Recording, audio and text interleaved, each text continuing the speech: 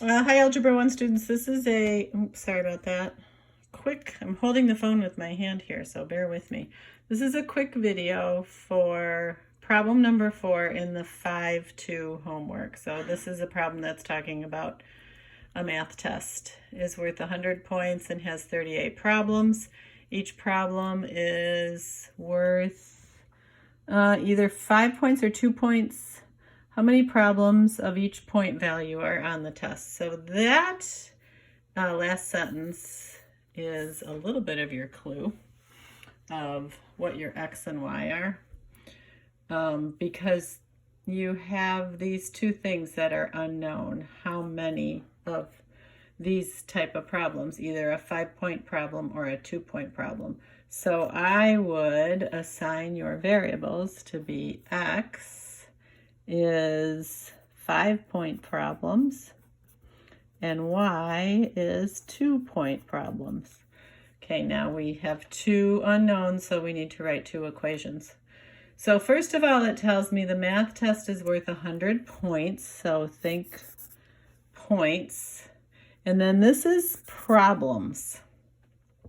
Okay, so remember when I said when you're writing these equations, make sure everything you're comparing on either side of the equal sign is the same. So I'm going to start with the problems. I know the test has 38 problems all together. So I'm going to say, well, one of my equations is going to equal 38. And what is 38? It's the total number of problems. Well, what kind of problems do I have? I either have 5-point problems or 2-point problems. So if I add the 5-point problems plus the 2-point problems, that's going to be the total number of problems. So this is problems, problems, problems. Now this other part, the points, that's also a total. So I'm going to have a total of 100 possible points. But over here, I'm going to have to say, well, I have a 5-point problem, so I get 5 points for each X I solve. So that's 5 times X. And I get 2 points for each Y problem I solve. So that's 2 plus Y. So this equation is all points. 5 points times the number of 5-point problems plus 2 points times the number of 2 points problems equals points. This is just plain old problems, nothing to do with points. So here I'm comparing problems, here I'm comparing points. Now you could solve this using substitution. I'll quickly set that up, but I'll let you solve it.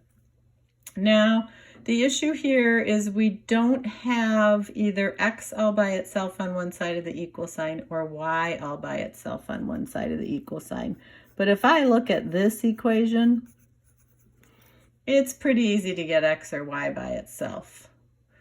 Think if I want to get X by itself, I just need to subtract Y from both sides. So then I have X equals 38 minus Y.